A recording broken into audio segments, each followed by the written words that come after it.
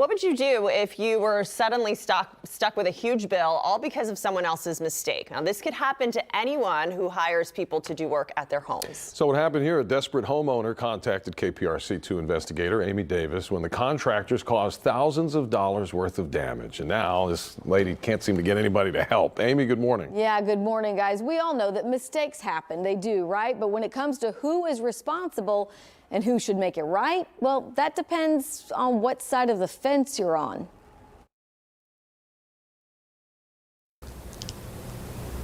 My heart stopped. I couldn't breathe. $18,000 is a really big amount to me. Bernadette Hagan is stuck with a giant bill. It started with this new fence. It's in her backyard in Kingwood, but she doesn't own it. Because her property backs up to public green belts, the fence belongs to the Sherwood Elm Grove Trail Association. The association hired a contractor to replace the fence last August. Everything seemed fine until months later. So on Tuesday, December the 6th, I suddenly lost half the power to my house. Several experts told Bernadette the same thing. The underground electric line was damaged during the fence install. I said, well, that was a long time ago.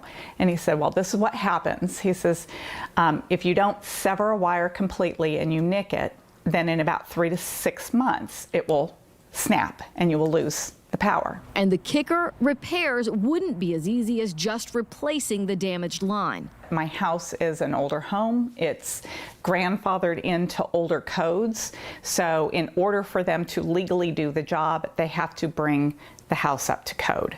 The repair total? $18,293, which pretty much put me in a heart attack, but I needed power. With no power, she couldn't wait. Bernadette financed the whole job. I don't have $18,000. I don't. And when the repair crews dug up the line, the wire is under the pole and cemented to the pole. They told her this could only have happened when the concrete was poured for the new fence. In April, the fence company filed the claim with its insurance to cover the repair costs, but they denied the claim. They called me and said that they were denying the claim because they felt that the line marker, that the 811 didn't mark the wrong lines. The fence company never returned our phone calls, but Bernadette says a representative told her they explained to the client that they are not responsible for damage to any unmarked utility lines. But in this case, Bernadette is not the client. The client is the Trail Association. Over 4 months has passed and there's no resolution. And I've spent most of that time reaching out to the Trails Association. After repeated calls and emails, the association president told KPRC2 News they are actively working with the relevant parties to resolve this issue and settle any claims for damage caused by the association's contractor. I did reach out to a homeowner's rights attorney who told me it isn't clear whether the fence company or the Trail Association who hired them is responsible for Bernadette's damages. But he said it is clear that Bernadette is the only party who didn't take any action to cause the damage.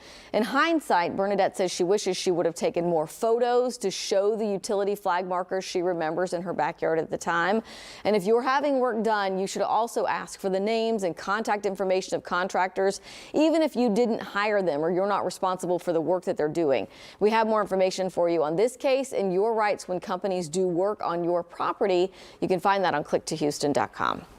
There's so much, 2020. Right, I know, it's always, back, right. But I think so many people have, for one reason or another, you'll find contractors in your yard or right by your yard and just kind of pay attention to what they're doing and why they're there. Take that extra step, ask some questions, take some pictures or video or whatever to help you down the road in case you need it, right? Exactly. But the sad part of the whole story is that she's there, they're taking care of everything, and so she's just sitting in her house while all this is going on, and then you have this issue pop up months later, and then she's the one taking the fall on everything. Right. They need to figure it out. And paying interest on the 18 grand, by the way. Right, yeah.